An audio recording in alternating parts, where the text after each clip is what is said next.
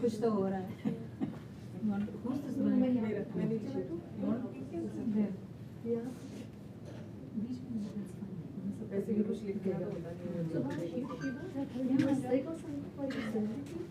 Surgery, yeah, in December. Oh, okay. I'm still recovering. Something happened and in the last, यहाँ बैठना तो आ जाओ, chair पे बैठो. Sure. What? Good morning. Thank you. Can we get a soft coffee? Sorry? Soft Half coffee. our sheet of Oh.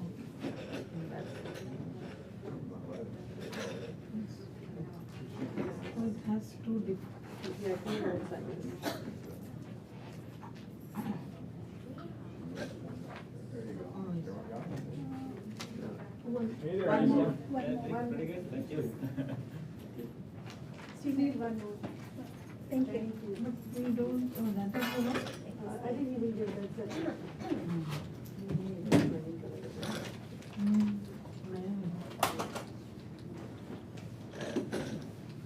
Everybody else shows up. Sorry. Oh, no.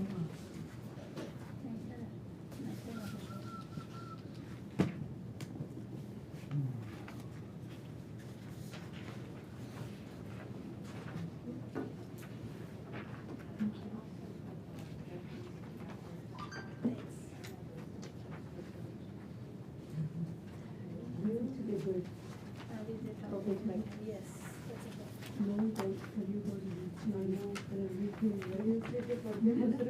And you did the course only कुछ ज़्यादा बढ़ गया है. Oh, yeah, yeah. मैं All these these things things. practical grade exam नहीं दिए, date नहीं मिल रहा है. मैं सोच रही थी, मैंने भाई से बात किया, मैंने was thinking and then बस वही कर लिया, ये से ना हो पा रहा था वहाँ जाके. But अब लग रहा है कि नहीं जाके करना चाहिए, क्योंकि अब डेट नहीं मिल रही है. फिर मैं भूल जाऊँगी ना, तो every day I'm solving question paper. She suggested some flashcards. I'm doing that, but still I think अभी continuity, हाँ. रहने दो. Daily you should listen. I just go through the questions Oh. on. You know, when it's 7 days, correct, yes, and 5 to the question. So they had a course, and it's like a it's just for 1 day. So Yeah, she yeah, shouted, same here. उसके बाद exam दे दो, Yes. fresh होता है, हमारे Yeah. I passed. Yeah, बाद में मैंने use की, तब किया, लेकिन but that's actually should I do it practice. That is the right Yeah, way. I was going to write it down. Yeah, I was just going to do it. अगर मैं पैसे ना फिर just the structure बताते हैं, बाकी जो आपके exam में है, ठीक है, from the teachers was. तो अभी ये हुआ है लास्ट वीक में, after the surgery I was recovering well. Last week में the infection site got ate. Papa, they put me on antibiotics. It just because the other medicine I'm taking is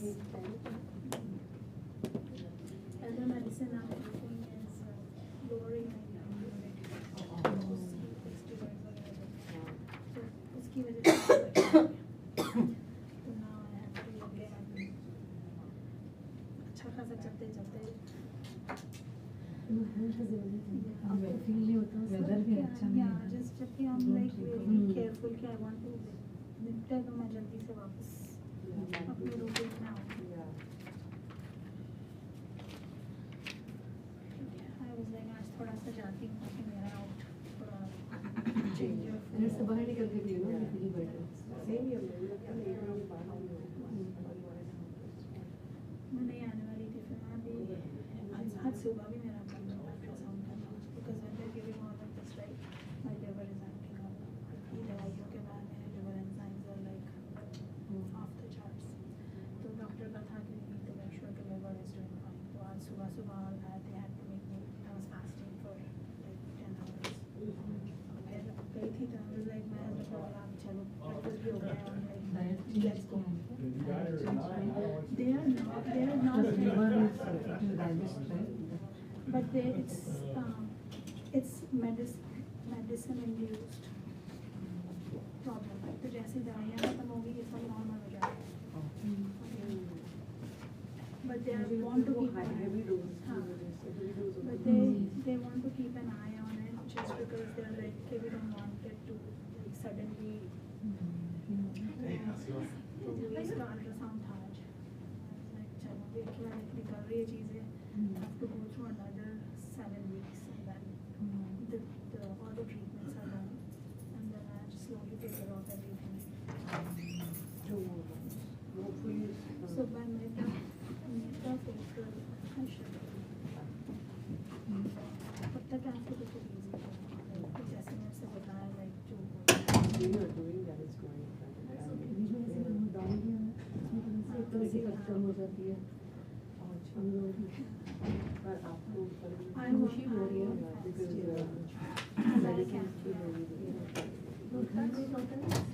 everybody सबका routine messed up हो जाता है. No,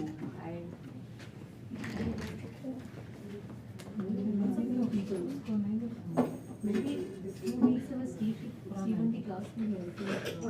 मैं तो आई नहीं हूँ. कल मैंने ठीक है सेकंड मेरे को तो Zoom मतलब ये Zoom पे ऐड कर दे ताकि मैं सुन तो लूँ क्या चल रहा है because I can't but he was like guys I didn't see your email. I was like as soon I was interested in the one that he was saying how to write winning offer but that was not the class no. yesterday. It was one something thing else. का था वो क्या था ना हाँ पहले पहले किया है. रिपीट हो जाएगा But I- every 5 weeks repeat होता है. नहीं तो one thing I'm not interested in. मुझे भी था हाँ, But मुझे वो था how to write a winning offer वो सुनना था but that is done or no? That was done long time back. I mean, But I didn't even- you have the soft copy. I have Okay, so yeah. मुझे भी forward but print out नहीं आया है so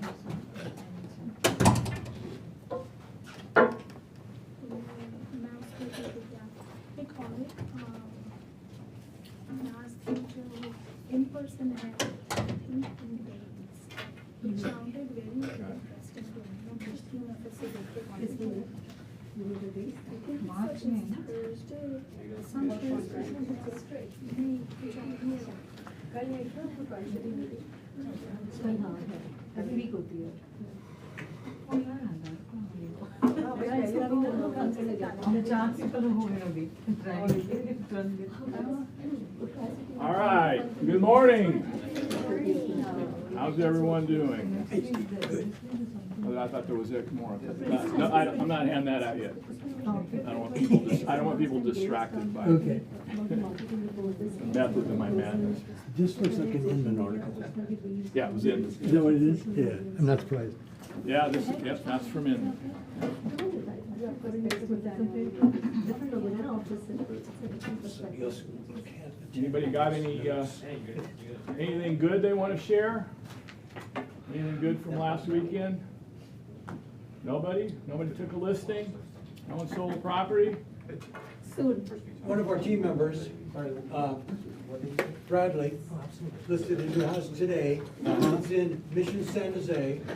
It's priced at $1 less than 1.3, so basically $1.3 million. It's pretty much caught in a time warp. It needs basic things like cabinets and carpets and painting and all those good things that your flipper people want to do. So if you have anybody interested, get them on it quick. I talked to Brad a little while ago. He says he's already gotten 2 phone calls from agents who, just since this morning, having gone on the MLS, say they're going to be writing offers on it. So this baby will go fast. There'll be multiple offers. Talk to them right there. Okay. After I came up with the idea of this class, I ran across this article in Inman News. How many people subscribe to Inman? Okay. There's so much going on in this business, and if you really want to stay on top of what's going on in the real estate business, I suggest you take a look at Inman, consider subscribing.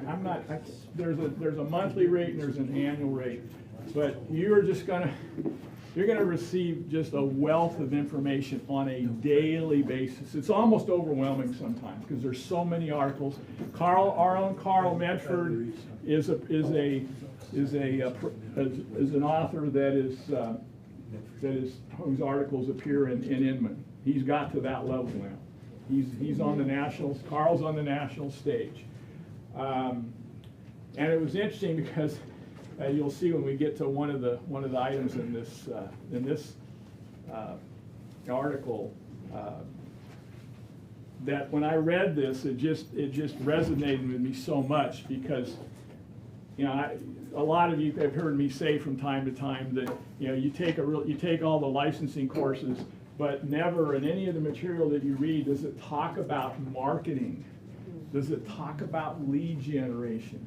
And the reality is, your first day in the business, that's what you have to start doing, is you have to start marketing yourself. You have to lead generate. And so this article goes through all of that, because it says, pre-license course teach the basic principles of real estate law terms, but they don't tell you how to serve a seller or buyer. They don't tell you what to do in this business. Number one, how to overcome problems. You need to learn to be a problem solver. Well, how do you do that?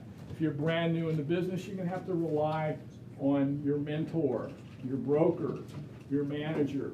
Because you're not going to know much at all when you first get in the business, depending on what kind of business you came from. So you need to educate yourself. Don't take that, just take that. You need to educate yourself. Now, this article says, go online. Look at YouTube videos. I strongly discourage you from going online and Googling questions and trying to get answers, especially when they're of a legal nature. Because you don't know if the person who's writing that is from California or from New York. Okay? So, could you silence your phone, please?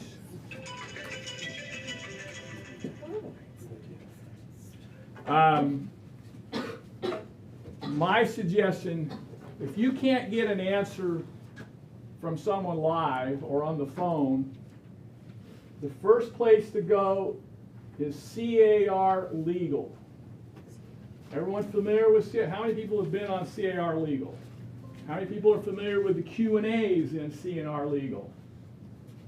999 out of 1,000 times, if you have a legal question and you can't get BRLG, it's the weekend, you can't get BRLG, you can't get me, you can't get Eric, whoever, I can almost guarantee you the answer to your question will be in a legal Q&A in CAR Legal. You just have to take the time to look it up and read it. I go to that site probably one to two times a week. I refer to that site. I think I know it all.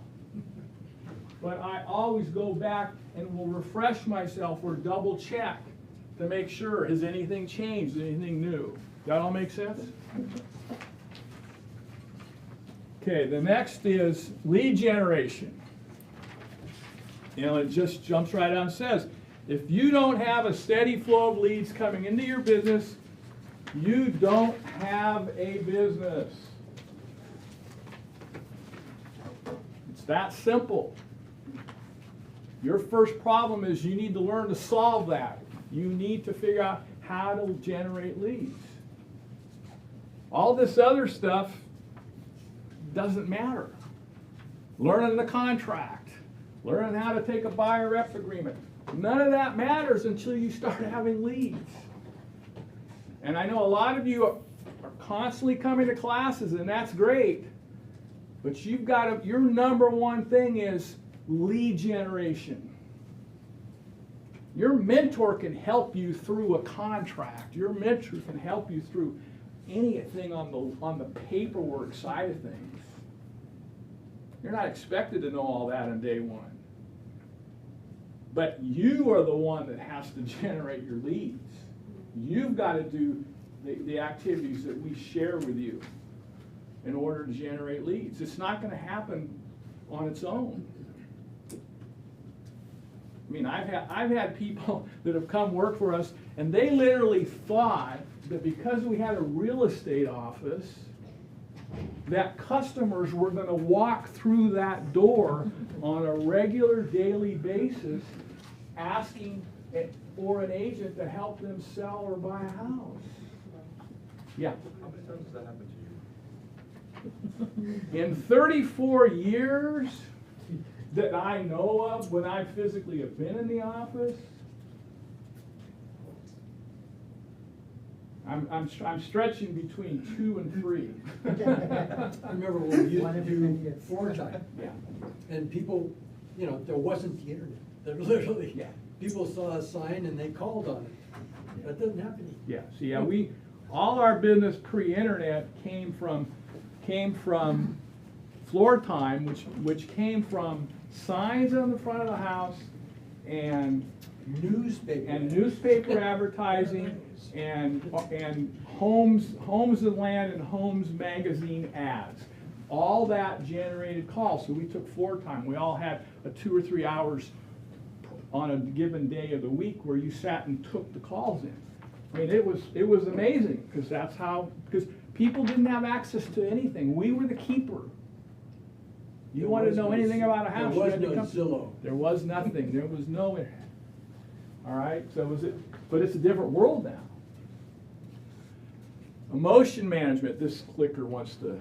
Emotion management.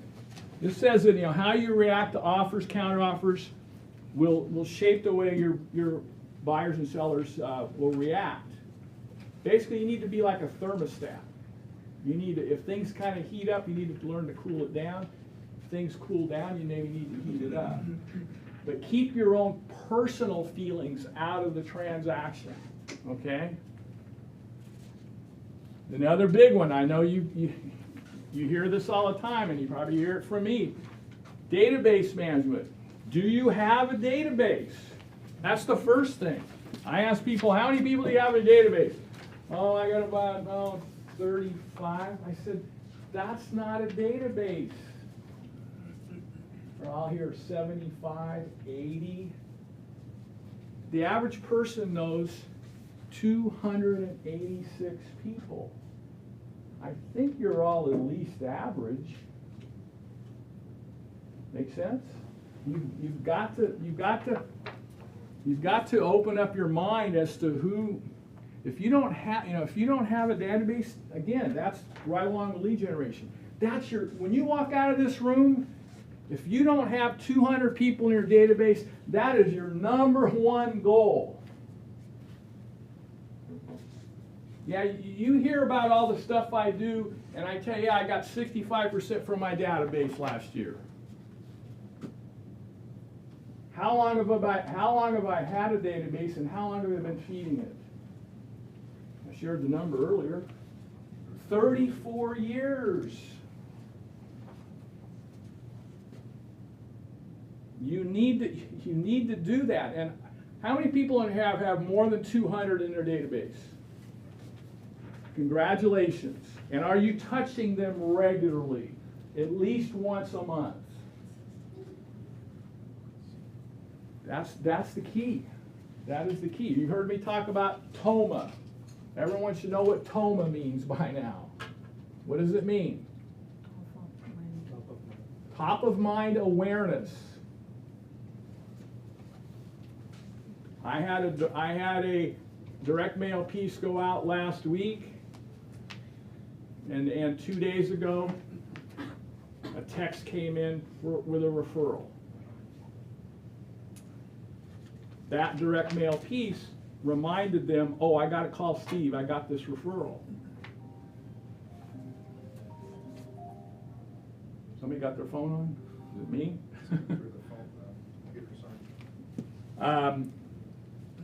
The next thing is foundational personal marketing.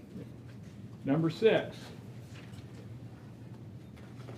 You need to understand the process for personal marketing. It's a three-step process.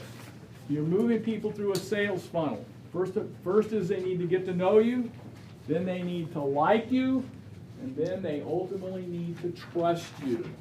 Okay? They get to know you via frequency. You've got to do things over and over and over again, whatever it is. To be active in your community, through social media, direct mail, or even advertising. Whatever you do, you've got to do it consistently. I have walked up to that copier to go grab something, and I see someone printing a flyer to go door to door. And how many do you think they printed? Looks like about 30. Now, I can only assume that they're going out with those 30 flyers, and they're going to leave those 30 flyers. Now the next question is, what are they going to do for the next week, or 2 weeks, or 3 weeks, or 4 weeks? Remember, folks, the response rate from anything we do marketing-wise, and this is true throughout the whole marketing world, a response rate of 1% or at most 2% is a great response rate. Well, if you don't hear from those 30 people within a week, what do you think the likelihood is you're going to hear from? No, I don't have that out yet. No, just the other. Sorry. What do you think the likelihood is that, I don't want you distracted by the other flyers, because I know a lot of you will just start reading it. What's the likelihood, if you haven't heard from those 30 people in a week, what's the likelihood they're ever going to get back to you after that? Never. So again, you've got to be continually sending, and is 30 enough? No. Now you may think you're really accomplishing something. If you want to go door to door, you do it 5 days a week. And when you're done with that neighborhood, you start all over again and keep doing it and doing it and doing it. You don't jump around. You don't approach marketing as a shotgun approach. Pick a neighborhood and continually touch it. There's a very successful agent that I used to work with. He had 900 homes. He knocked on 25 doors a day, 5 days a week for years and years and years. And when he got done with that 900, he started all over again and just kept doing it over and over again. And whenever listings came up in that neighborhood, 9 times out of 10, guess who listed them? That agent. And this was and he started pre-internet. What he had? He had a recipe card box with index cards. And he had, and he knew the names of everybody from the tax records, but he had them all on index cards. And if he got any kind of positive feedback from them, he'd go back and he'd move them around. He'll follow up with them in a week, follow them up in 30 days, follow them up in 60 days, following up in a year. He was doing it all just manually with cards. You do the same thing with command. You're stirring up memories of when I was working in a bank in Redwood City, and I'm gonna say it's 30 years ago. And I remember I had a customer who was a realtor. And I can remember him telling me one day that he started every day handing out, and he had some number of business cards that he handed out, knocking on doors, every day. He's a pretty successful guy, he's a great customer. Now, we'll get back to the funnel. They've got to know you first, and then liking you is a product of your authenticity. Are you easy to talk to, or are you pushy? How many people run across a pushy person? You just want to run away, okay? Do you share common interests or passions? So that's one of the things that I have been big on, is sharing what my interests, if I know they're common with the other person, but I'm always looking for signals. When I go in a person's house for the first time, and I'm writing, they see me writing down all the features of the house. They're taking on the tour, and I'm just writing down everything about the house. What they don't see me doing is I'm looking at personal stuff in the house. I'm looking for signals of what are their hobbies, what are their children's names, how old are their children. Why am I doing that? A couple of reasons. One is to bring that up in a subsequent conversation or meeting, but number two is I'm always looking for articles or magazines or items that relate to their interest so that I can send it to them. If I know someone's, it doesn't matter what their hobby is, if I know they're interested, they have a particular hobby, and then I see this great article. Now, folks, it's easy to send stuff to people via email. How personal is that? It's not very personal at all. I actually print that article out, and I write a little note, and I mail it to them. You see the difference in the impact of that? I took the time to print that out. Well, first of all, I thought, what did I do? I thought of them. I took that article, I printed it out, and I sent it to them. I can't tell you how many positive responses I get when I do that. See, you guys are all, a lot of you guys are young. You're all you know is the internet and email. Listen to the OG, okay? You've got to stop getting out of that. It's too impersonal. Make sense?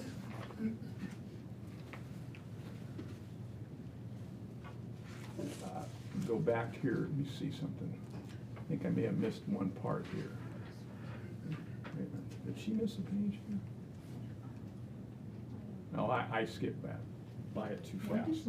What I wanted to share with you was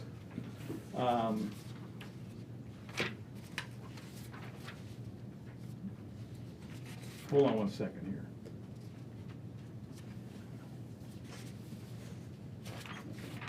There was one thing I wanted to share with you.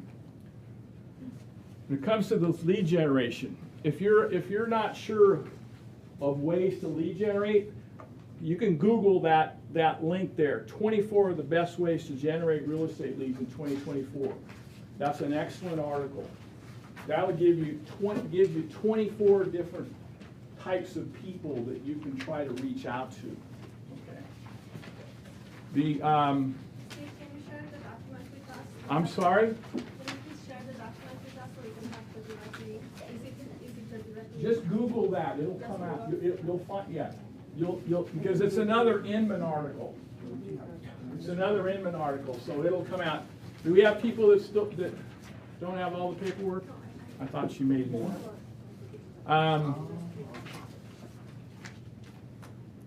Hold on one second here. There's one thing I wanted to make sure I pointed out to you, and now I'm not seeing it. Oh, okay, we're not there yet. All right. This one's another one. We talk about if you have a database, you need to refine it. Okay, and so this is another good article. Turn your database into an ATM. 6 rules to engage. But the other thing is when you look at these articles, I mean, this is an Inman article. I mean, I would have loved to have had this 34 years ago. I mean, some of it I kind of naturally knew, but this article would have been great when I first started out. And that's why I'm sharing it with you. We're going to talk about personal notes in a few minutes, but I know there's a lot of you that are new. I just wanted to kind of share this with you. Interesting here is, it's not, well, there's a famous saying when we talk about authenticity, and that is, people will forget what you said, people will forget what you've done, but they'll never forget how you make them feel. That's Maya Angelou. I was at a funeral for some clients, and they're also been friends since high school for the mother, 95-year-old mother, on Sunday. And several of the family, of the children, grandchildren got up and spoke. One of the granddaughters got up and spoke and recited that. and I've heard it many times before, but I literally took out my phone and got into notes and typed that out just to remind myself of that. And then you want to talk about serendipity. I'm sitting at my desk having lunch. I'm thinking about this class and everything that I'm going to share. And I go back to my notes and I read that note again. And then guess what I did next?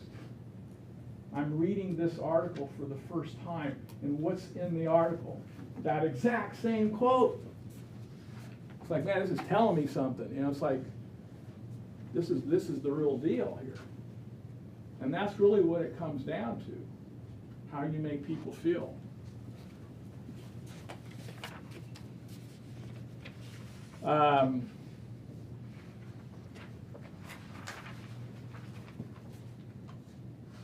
Go to conversational control.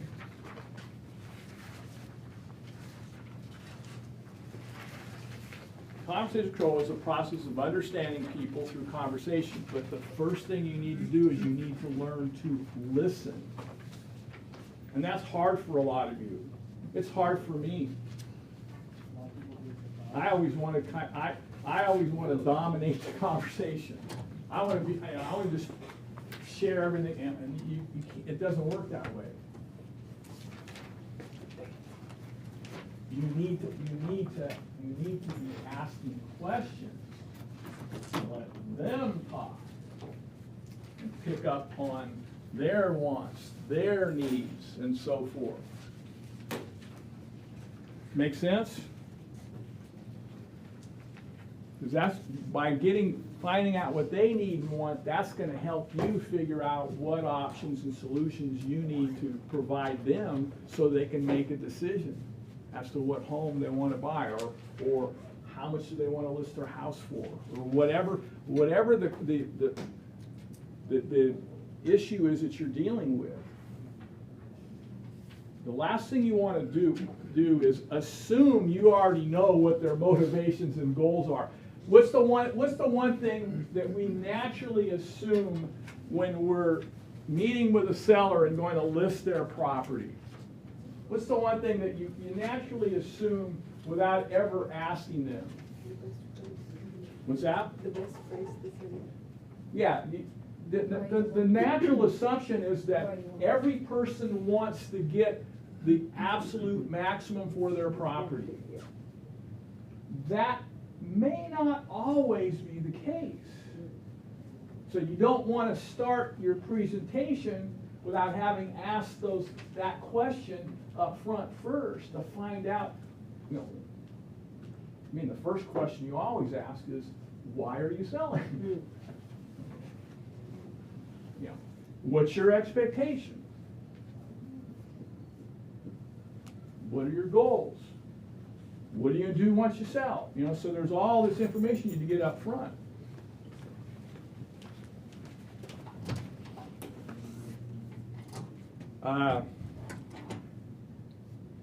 Well, look, you can see it there highlighted in yellow. How to show appreciation. It should be taught how to write handwritten thank you notes. I was reading that and I go, oh, hallelujah. He's saying exactly what I'm going to teach. How to write thank you notes. Because it's a very important, vital piece of what we do. And you can use video. You can produce a video and send and post that to social media and YouTube. You need to work well with other agents. Bottom line, folks, is just be nice and accommodating and cooperative.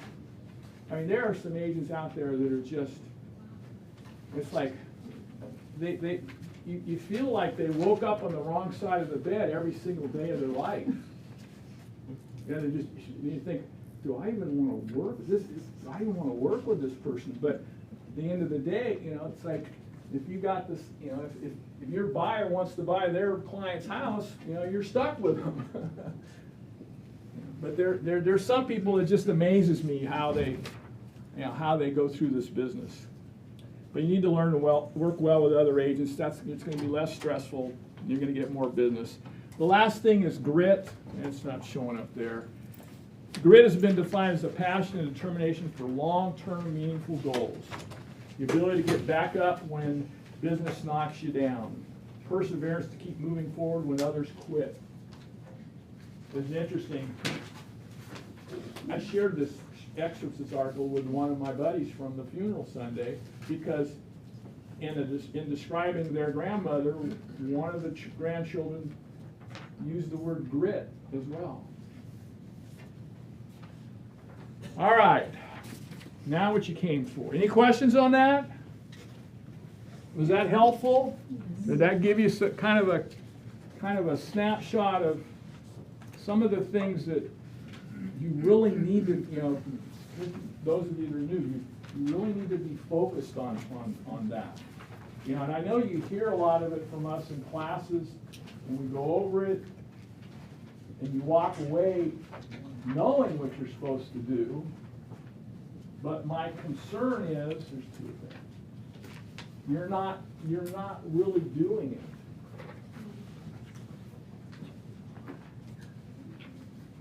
Anybody have any questions so far? I didn't want to give these to you initially because I didn't want you just to start reading. You'll probably zone out with what I was talking about.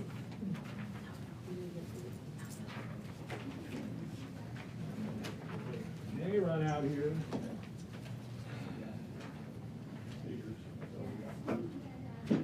I'll have some more made for you.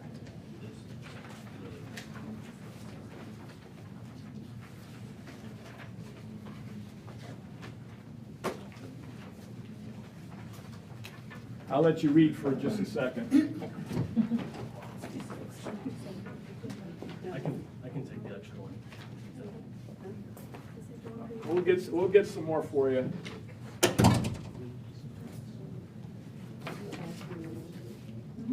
All right.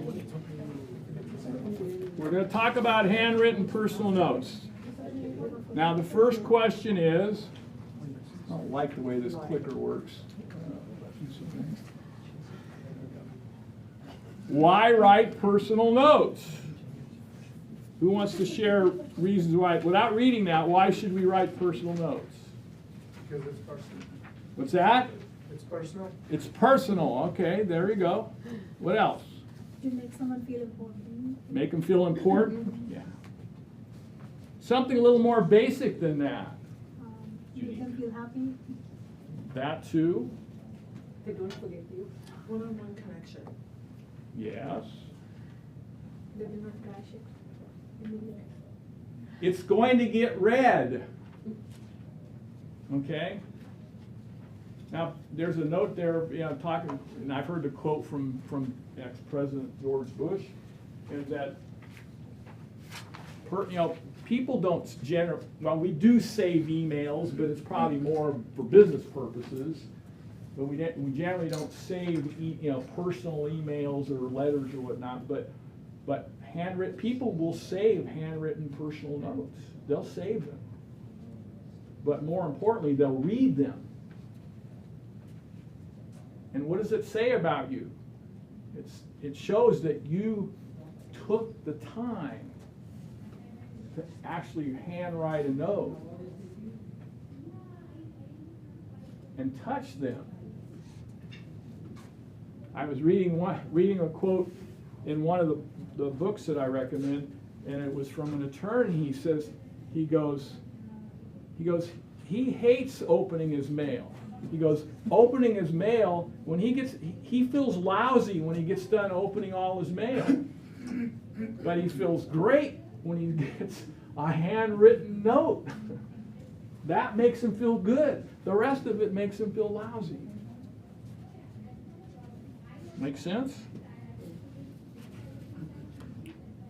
Leave a positive, lasting impact. Helps you build your database with quality relationships. You make someone's day. Sets you apart from your competition. How many personal handwritten notes have you received in the last 12 months? Anybody? Who are they from? Who are they from? My neighbor. Your neighbor?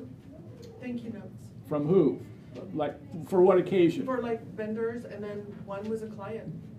Good. Other agents? Other agents? Other brokers. Good, good. Those counts, that's it. They took my class. No, just kidding. All right. Now, just so I understand, this handout that I've given you is from Brian Buffini, okay? And Brian Buffini teaches how to build a referral business, how to generate referrals. And I built my business using Brian Buffini's materials, okay? And I have reinitiated doing his monthly mailings, okay? And he's always been a proponent of the personal handwritten note. So that's where this is from. So when you see you're going to see a lot of references to referrals, okay? Because that's what he teaches. That's why he says it shows you care and makes you a more likely candidate to receive referrals. And it'll help, again, it'll help increase the size of your database. Now, when do you write notes? Follow up a mailing, phone call, pop by, that's where you go by the person's house. And in his world, a pop by is you put together some little, very inexpensive little gift, springtime, a bag of seeds or something, just something real simple. Or it could be candy, like today. Okay. Happy Valentine's Day.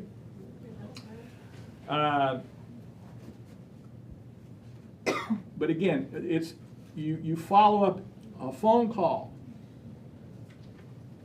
open house visit, a showing, any interaction you've got with a client or would-be client.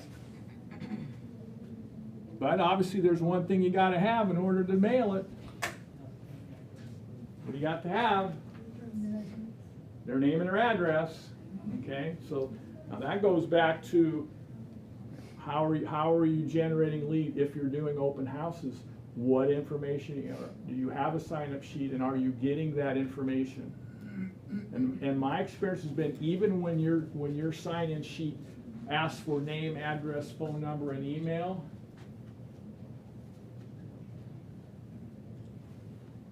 6 to 7 out of 10 times, you won't get the mailing address. You'll get the email and the phone number. And sometimes you won't get the phone number if you're not sitting there watching. So you do have to say, wait a minute, and said, well, here's a good line. If they don't put down their mailing address, I said, you find out, well, where do you live? Do you own a home? Okay.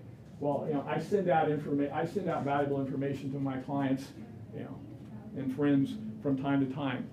If I pull up would you please, if you give me your mailing address, would you be okay to receive that information?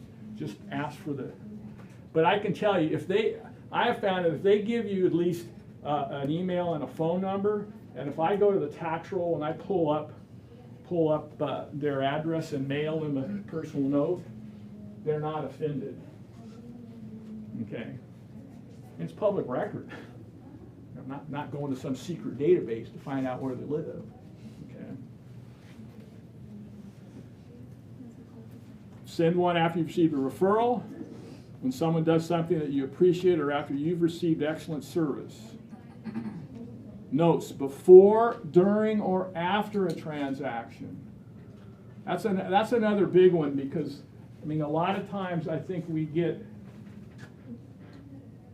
do everything we can to get the lead, and then once we've got them, then we kind of just go through the motions of what we need to do, but we don't always think about taking the time to touch them. For example, let's say you've wrote multiple offers for the same buyer 3, 4, 5 times, and then you finally successfully get them in the contract. Did the light bulb just go on for you? That's an opportunity to write a note and congratulate them and thank them for for their patience and their perseverance and for them, hanging in there with you, okay? And congratulating them on the purchase of the house.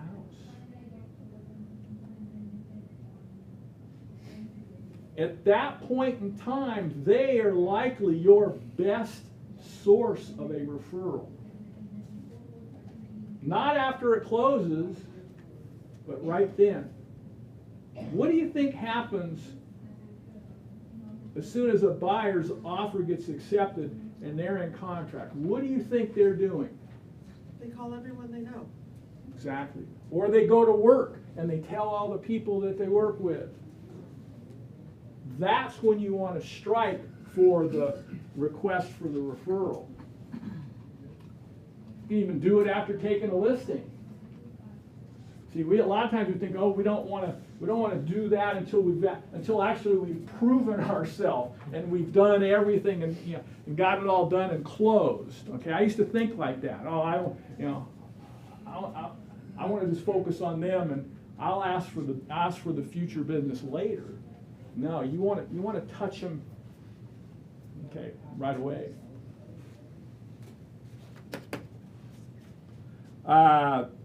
To reestablish contact could be where you haven't, for whatever reason, you haven't touched someone for a while.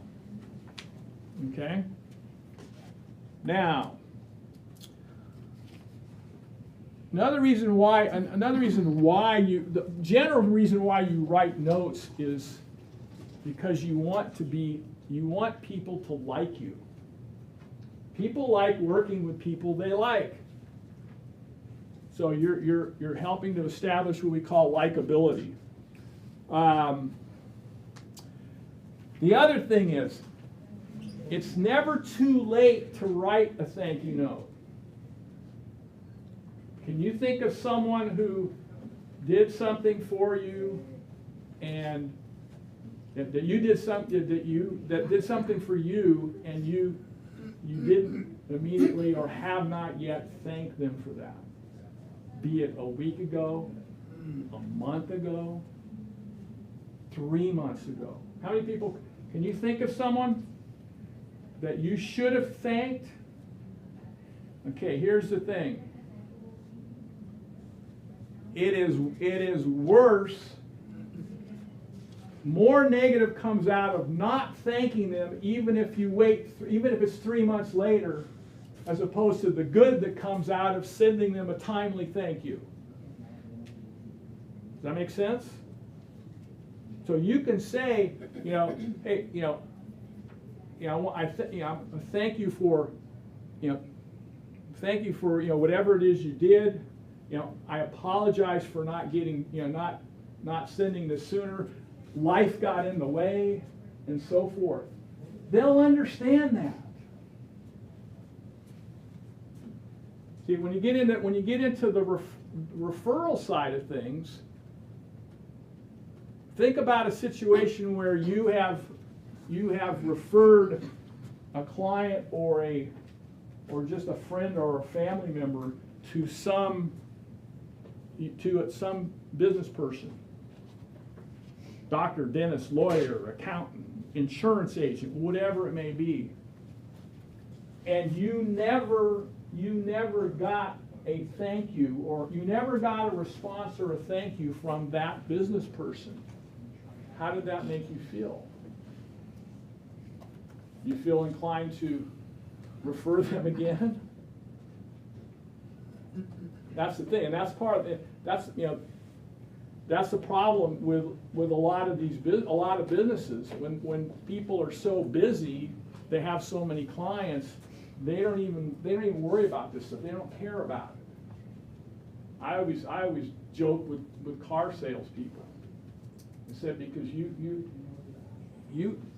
have people coming to you day in and day out, and because you have pretty much an endless receipt of leads, you never follow up with the ones that you get. How many times? I mean, I can't tell you how many times in different times in my life where I was going to buy a new car, and I go to a dealer and I look around, maybe drive something, give the guy my business card, never hear from him again. And I kept saying, so I got to teach this class to them. I got to get a room of cars. It's like, you guys are. I had a young kid in Pleasanton about 6 months ago. He was on it. And I had told him, I said, I got to commend you because you're doing the right thing. Most of your colleagues don't do this. They don't follow up at all. Now the list goes on as to who you could send a note to. Anyone in your database, another agent, your partner, assistant, broker, lender, transaction coordinator, CPA, dentist, doctor, hairdresser, manicurist, house cleaner, landscaper, dog groomer, lawyer, accountant, mechanic. The list goes on. On the business side of things, two of my business associates who give me the most referrals are my CPA and the guy who unfortunately used to do my hair. Now that guy was in the local, he cut the hair of many a real estate agent. But when it came time to a referral, guess who got them? I did. Same thing with my CPA. I know they do taxes for a lot of people. I just got my either my third or fourth from his family just a couple weeks ago for his mother-in-law's house. It's just going to be kind of a pretty nice $2 to $3 million listing in Mission San Jose from a CPA. Now, do you think my CPA is in my database? Say yes. Do you think my CPA gets all of my mailings? Say yes. Everything that I send to all my customers goes to every business person that I associate with. My CPA, my dentist, my doctor. My doctor, I go in for a visit. I had a listing on Palomares Road, and I had my sign on Niles County Road in Palomares. And I go in for a visit. My doctor goes, "Oh, hey, I saw your sign on Palomares. Tell me about the property." Because he lives in Pleasant, driving in, he saw my sign. So you never know where the referral is going to come from. But you're not going to get it if you're not touching them. My wife always gives me a bad time because sometimes I'll have her sort my envelopes, and you got to sort it by zip code. And I got like about, out of 500, I got almost 150 are out of state. She goes, "Well, who are all these people out of state?" I go, "They're not going to list their house. They don't even live in that." I said, most of those people are past clients whose homes I've already sold. They've moved to another state. But guess what? They still know people who live here. Friends, family, neighbors. And if you educate them, you go, "I can help you or anybody else where you now live with a referral of an agent if you need an agent." See, that's one opportunity we all fail on miserably, is asking for the out-of-state referral. Because remember, with a customary 25% referral fee, every 4 of those you get is equal to 1 full commission. There are agents in this business who do nothing but lead generate for referrals. That's all they do. They do not list and sell properties. They just lead generate to get leads and pass them on for 25% referral fees. Because every 4 they get is equal to a commission. How much time do you think they spend doing that versus all the time spent to get the buyer or the seller and then work the deal to get it closed? All they got to do is locate the lead. They don't have to do anything after that. And every 4 equals 1 commission. Just saying. Again, one time when I first got into business, I thought, how can I best communicate to people that, you know, that I want them to refer people to me no matter where they are. And I was creating my own newsletter. I said, I don't know what I'm gonna do. On the front of the newsletter, I'm gonna make it a wanted poster. So it said wanted, and then it said referrals, and then I just said if you know, I've got a network of trusted colleagues throughout the whole nation, and if you have a friend, family member, coworker who needs a real estate agent, I can help them with the right person, to that effect. Call me. The day that newsletter hit the mail, my phone started ringing. Why? Because it was direct, right in their face, and they said, we got to help Steve. Now, so you may not think people think that way, but they do. Make sense?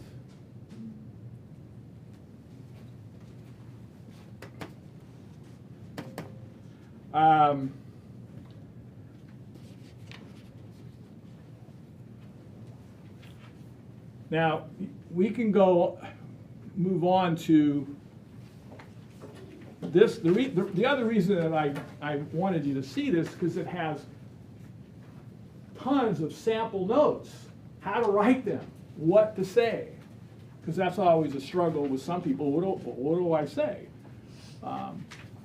So this goes through notes to those you pop by, for if you went by their house. Notes to people you called. This one is, it was wonderful talking with you today. I appreciate you keeping me in mind. If you know of anyone who's interested in looking into the opportunities we have for buyers in this market, I hope your Billy does well at the soccer tryouts. Please call if I can help in any way. I'll talk with you soon. I tried calling you today but missed you. Another one, I tried calling you today but missed you. I just wanted to tell you, thanks for taking time to talk today. I know how busy you are, so it means a lot. You get the idea? There's a lot of different messages you can send in these notes.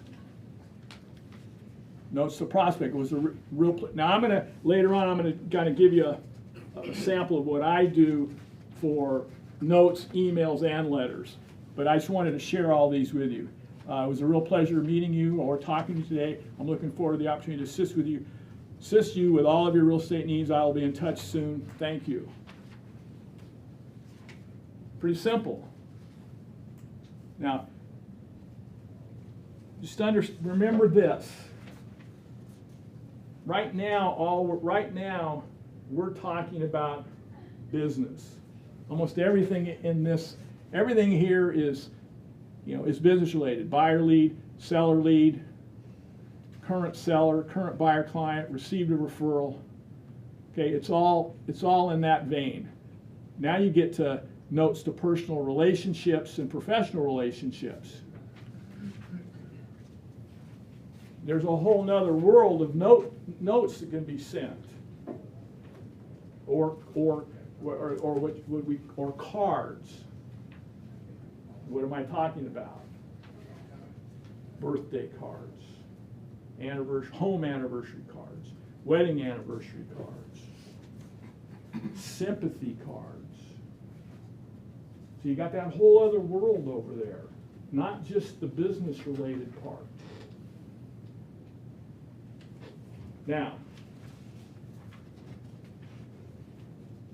if you're going to send a card and it's not business related, okay, not business related, do not include your business card.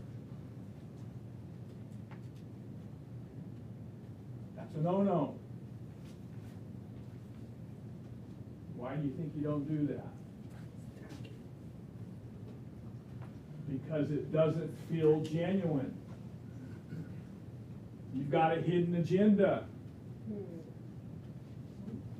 So whenever you write a note to someone, before you stick your business card in there, ask yourself, how is this going to be received?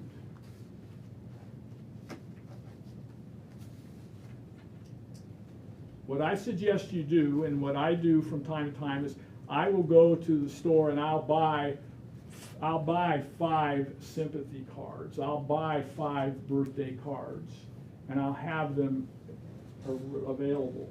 And when I hear of a death,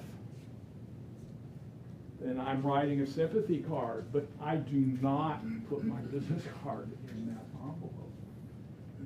The reality is, if you've got a full database, the reality is they're probably already in your database. They already know what you do for a living.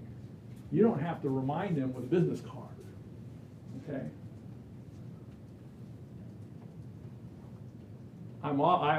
Being an attorney too, I forget the name of the. Anyone remember that Paul Newman movie where he was an attorney and he would go to funerals to try to get business? I can't remember the name of the movie. It's a good movie, but he'd go to funerals just to try to get business from the family. And it's like you don't want to be doing that, not at all.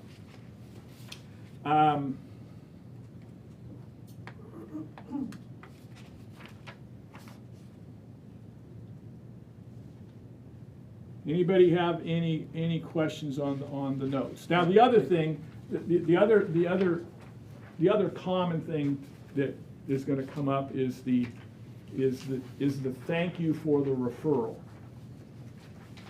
Okay. Now,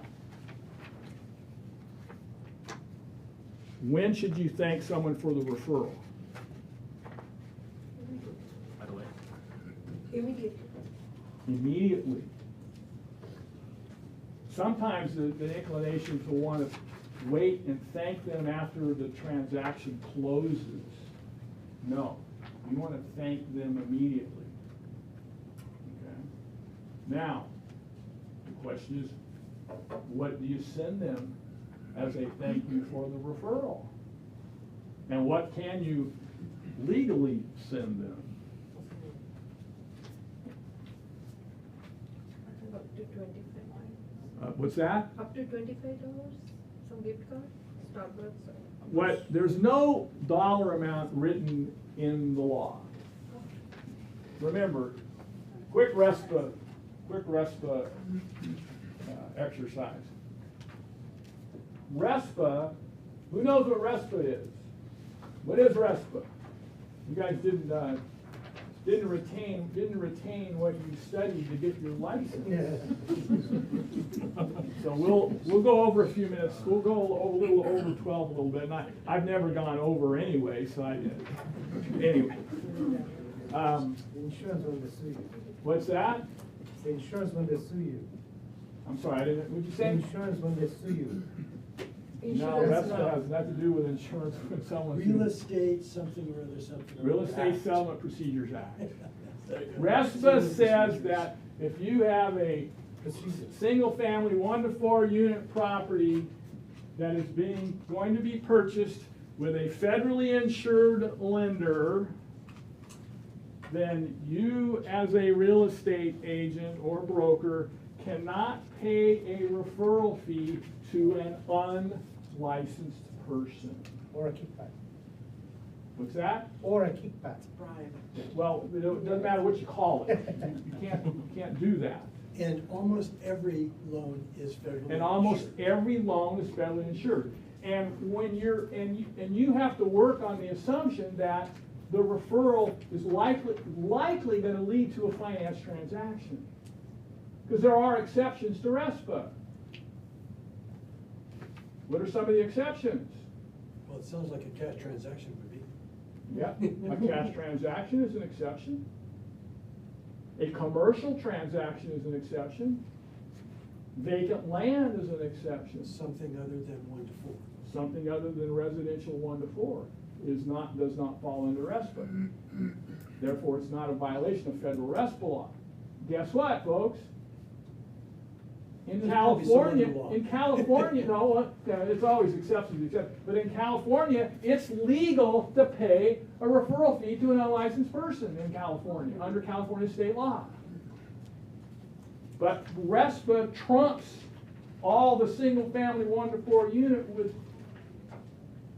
that are financed, which is the majority of what we do day in and day out. The reason I'm making sure you understand those distinctions because you cannot set up some sort of program or arrangement or agreement up front whereby you request referrals and promise to pay someone a referral fee because you don't know if that transaction is going to fall under RESPA or not. So you can't do it. That's why you don't see ads like that because you can't do them. Whenever I learned something real quick when I first got this. Whenever you come up with what you think is just a great brainy idea on how to get leads, and you don't see it being done by anyone else, that's a red flag. It's not being done because it's illegal. That make sense? Yeah. So anytime you get any kind of idea, I mean, I've had people come to me with some, it's like, well, let's talk about that. Let's break that down, and I'll tell you why you can't do that. So say what you usually do when you get a letter. Well, I'm glad you reminded me of that. What I was leading up to is what is generally accepted is that you can give someone a, quote, small token of appreciation. I didn't say up to $25. I just said a small token of appreciation.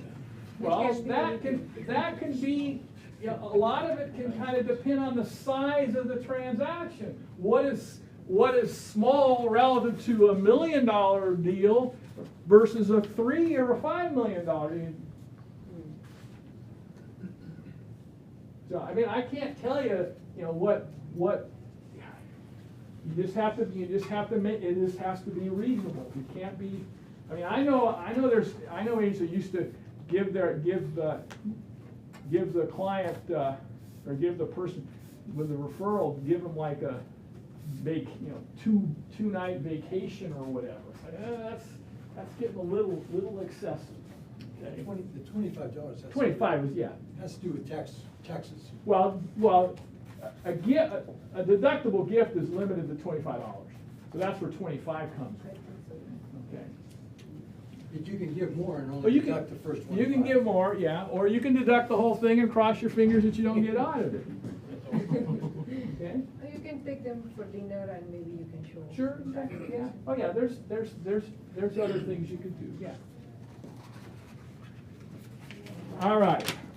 Look at the outline again. I just gave you kind of look at paragraph 3. I just wanted to give you kind of an idea because you've got a ton of samples for notes, and understand everything that's in that personal note brochure as far as sample verbiage. You can gladly use that in an email or in a letter. Okay, it works there too. But I have kind of my own little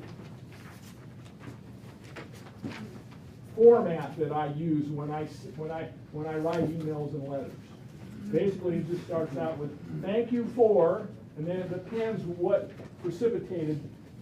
Was it a phone call? Was it an open house visit? Whatever. Thank you for. It may be calling on my listing or visiting my open house. Paragraph 3, first page of the handwritten notes. First page. You're not getting the same thing I am? Yeah. Did you not get the? Did you not get the right handout? I didn't get this one. Yeah. There it is. Yeah. Okay. Yeah. Oh, yours laid out different than mine. Okay. Anyway, because I was looking at yours and I'm not seeing what I said. I must have did something. I printed this one before. Anyway. So your first line is "thank you for," and it could be calling on my listing at 123 Main Street. Go on the bottom of the second page. Look on the bottom of the second page. Look on the bottom of your second page. It should be "thank you for calling my listing at 123 Main Street," or "thank you for visiting my open house at 123 Main Street. It was a pleasure talking to you. and discussing your real estate needs, or it was a pleasure meeting you and discussing your real estate needs. As promised, now whatever it is you spoke about and offered or promised them in that call or meeting, you say as promised. Attached is a link to, the properties that we discussed, or the disclosure package, whatever for your review. And then you just state if you have any, depending on what you sent, if you sent information, say if you have any questions, please let me know. Or if you see any properties that interest you, please let me know. Again, it all depends on what it is you sent. Okay? And then you close it out. So I just wanted to give you that as just kind of a, I was an attorney before I did this, so obviously I wrote hundreds and hundreds of letters. So after you write a lot of letters, you kind of tend to know how to format them and keep them simple and straightforward. Now, one of the reasons I wanted to go through all those businesses on the outline was to talk about business-to-business referrals.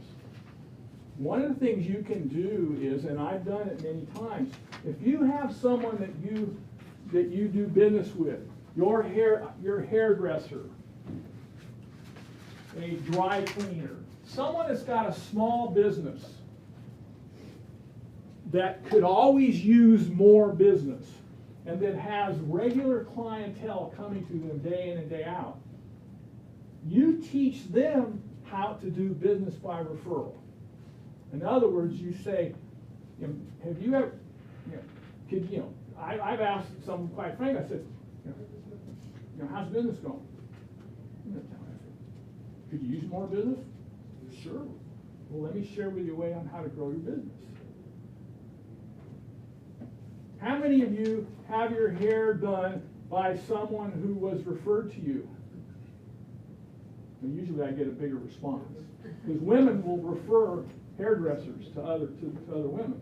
Okay. My point is, you teach them to say, at the end of the day, what I do is I bring them a package of cards. I say at the end of the day, when you get home, pick 5 of your customers that day and send them a thank you note. And ask for referrals. There were 5. Because see, the average business person, all they think about is, I got to advertise. Costs a lot of money to advertise. I said, you got people that come to you regularly and come for years. They'll gladly, if they're happy with your services, that's why they're happy with you. That's why they're still coming to you. They'll gladly refer you to someone, but you got to ask. So what you do is you give them the note cards. I'll even write out what the note should say, depending on who they are. And then there's a couple of books. Sometimes I give them a book too that helps them with how to write the notes. But it isn't really that necessary. And by doing that, you create the law of reciprocity. They will look for referrals for you even more. Does that make sense? So you all do business with people that could use more business. Trust me. So think about that. That's because, like I said, I named off a couple of people that I do business with that I get a lot of referrals from. Now on the note cards, I wanted to share. I think I may have mentioned this company in my direct mail class. I'm not sure. There's a company called AM Cards. Now you have to pay for their service, but basically it's a service where they basically print what appears to be a handwritten card and mail it for you. And it's $39 a month. I think there's an upfront fee. I'm not sure how much it is, but it's $39 a month. And you can, as you can see where it says credits, $490. I always have $490 built up at all times, even though I continue to pay $39 a month. I've got credit of basically a whole year's worth that are basically like prepaid. So let me show you. Let me show you. Send out cards, that's the company I was trying to do. Huh? Send out cards. Send That's- out that's cards? another company Okay. that does that stuff. So basically, they have.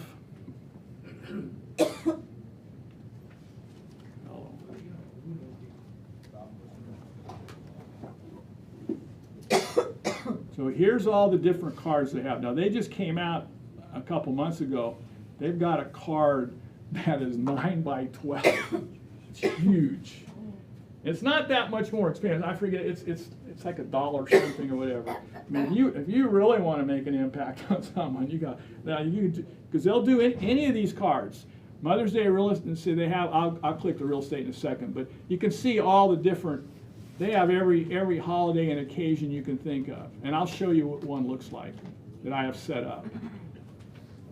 So you can see all the different things that they have. Okay? Tons of stuff.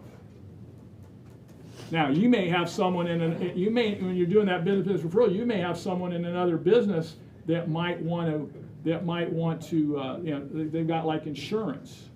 Okay. Let's go to real estate here.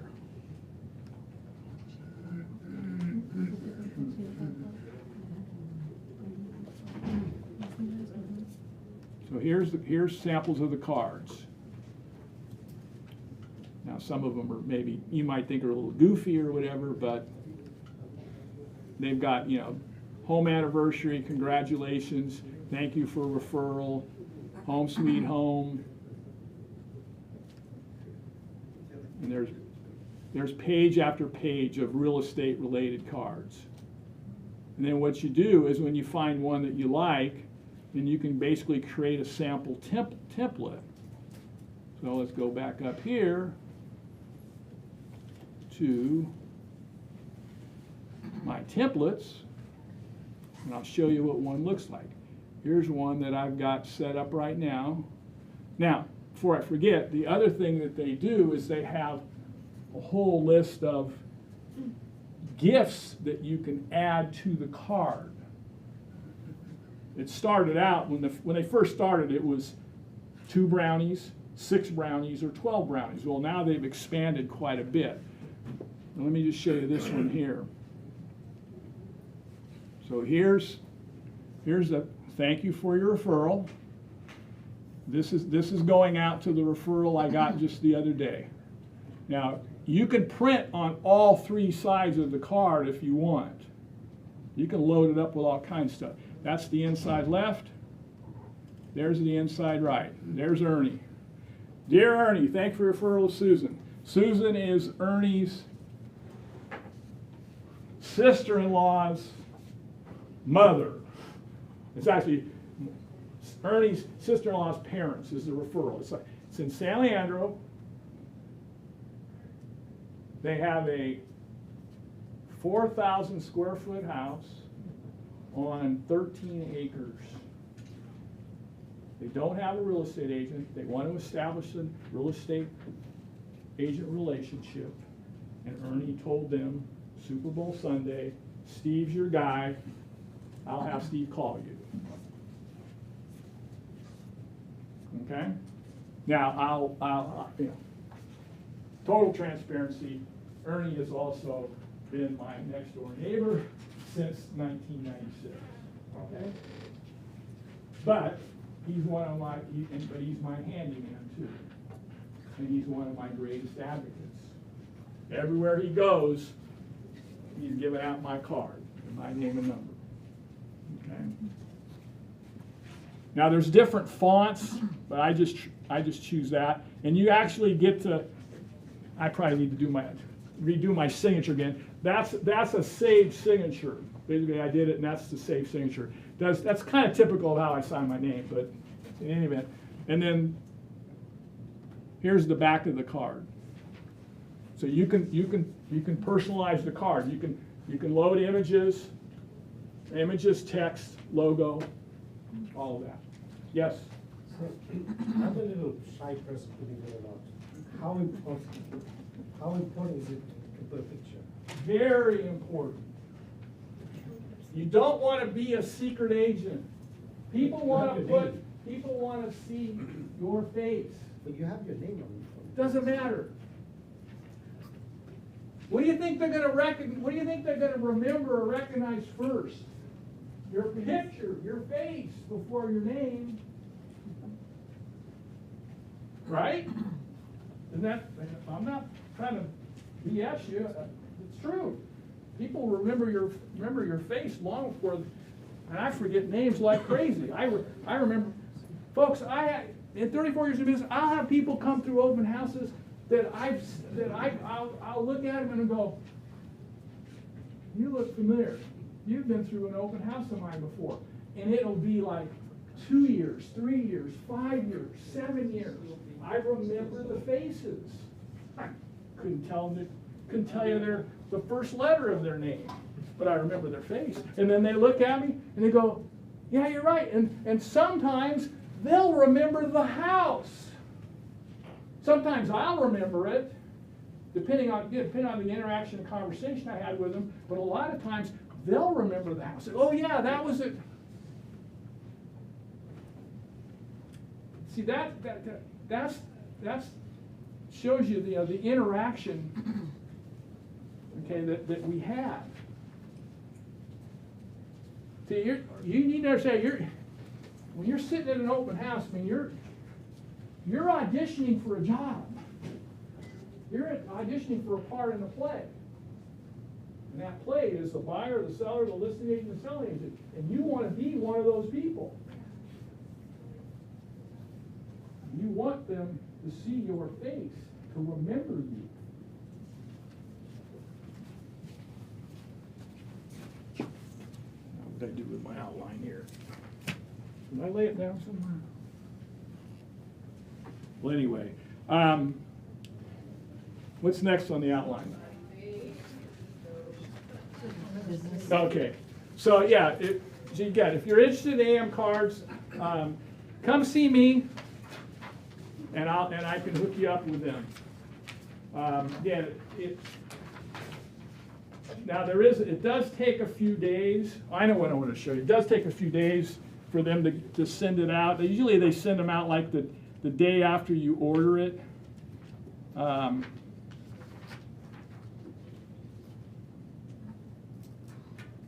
Let's see what this. I forgot. Take this through.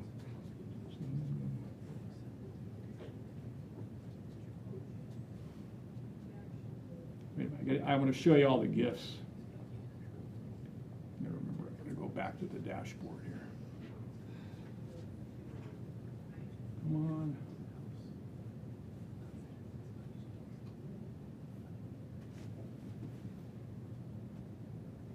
Well, in any event, they have for gifts. I don't want to keep you. They have.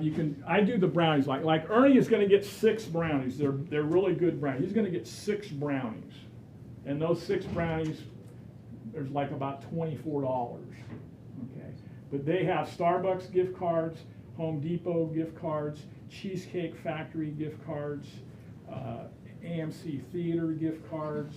They have all kinds of different gifts, depending on how much you want to spend, anywhere from $10 to $100 gifts that they'll send along with the card. Okay, so it's pretty cool, and it's easy. It's an easy way to do it. But I would only suggest it if you're going to use it, and use it a lot on a regular basis. Because otherwise, you could just go to the store from time to time and buy cards. Now,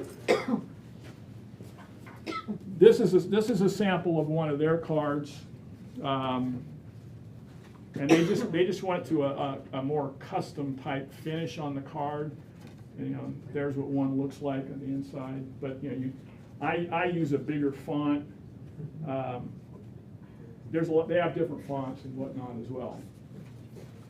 The other thing I suggest that you do is have thank you cards at your desk at all times. So I have, and this is from Buffini, but this is a thank you card that I have that I send out by hand, and then I have a holiday one too.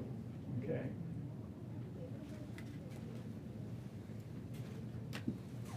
recommended reading. This is this book is written by the guys that AAM stands for Appreciation Marketing. Okay, so this book's called Appreciation Marketing by Tommy Wyatt. It's in the name's in your outlet. Should Alex, you know it? You didn't get the same handout. Yeah. Did you get it? Or is it there? There it is. Okay. Yeah. Appreciation Marketing by Tommy Wyatt and Curry Lucy. This is a really good book. It's an easy read. You can knock it out in about an hour. But it's a really good book. And then this one's called Just a Note to Say by Florence Isaac.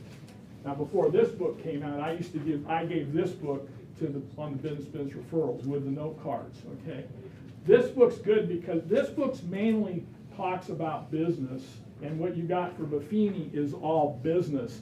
This tells you how to write a birthday card, a wedding card, a sympathy card, condolences. Just about any occasion you can think of, there's samples of what to write in this book. And you might, who knows, you might be able to Google it and pull it right off of, off the internet. I don't know, but this is a great resource. And like I said, I would think if I was going to give something to a business, I would give them this, because this is really on point as to business. It's got a lot of good content. Talks about different types of people, that you don't want to be as a business person. I thought I brought up the surprise, but I left it in my office. I'll be right back.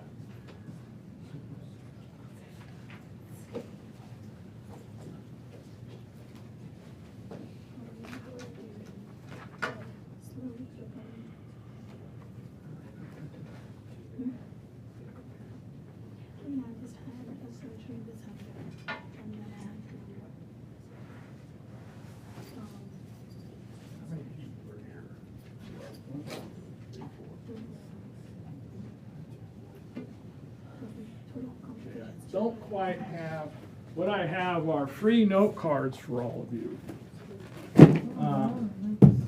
You can each come up one at a time. I don't have enough for you to have two. You can all take one. Help yourself. Any questions?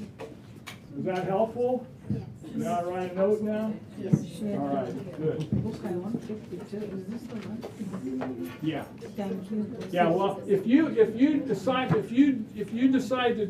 the other thing, what they do is, one of their gifts is the book. So you can actually send a thank you note to the business with the book if you want. Yeah, they actually see the book. Can you see that print card that actually went out? One